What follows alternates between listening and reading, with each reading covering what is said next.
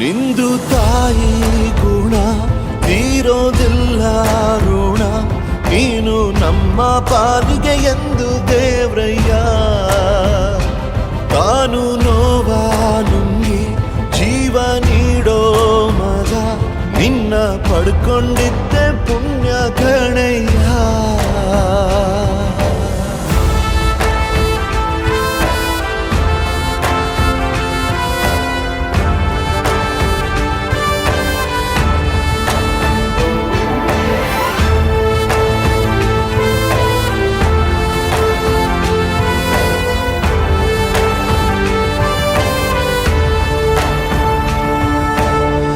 ಅನ್ನ ಕೊಡೋ ಭೂಮಿನು ಹೊಗಳುತ್ತಿದೆ ನಿನ್ನನ್ನು, ಊರನ್ನೇ ಬೆಳಗೋ ವಜ್ರ ನೀನು.